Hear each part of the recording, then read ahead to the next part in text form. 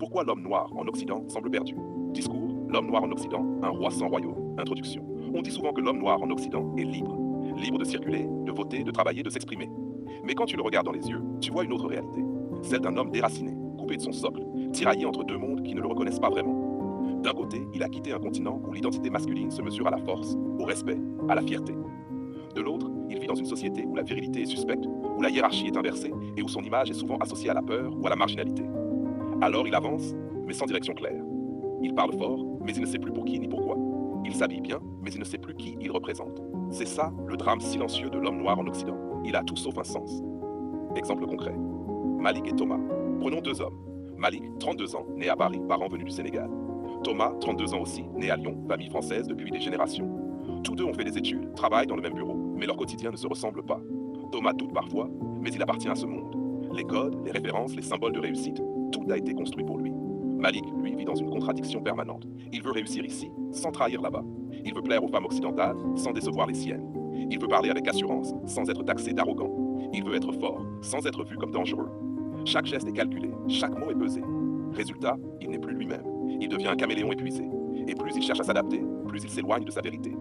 Parce que la société occidentale lui a donné des outils pour réussir, mais pas de miroir pour se reconnaître.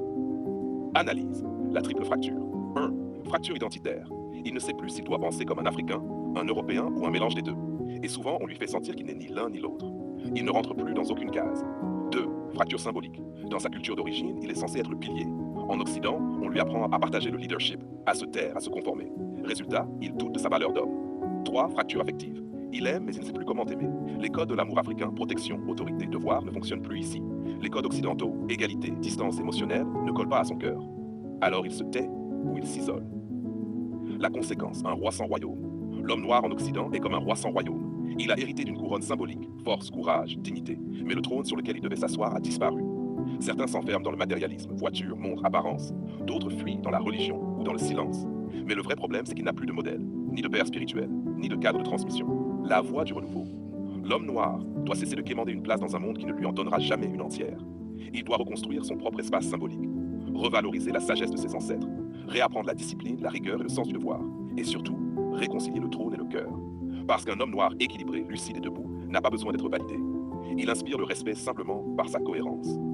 Conclusion, non, l'homme noir en Occident n'est pas perdu.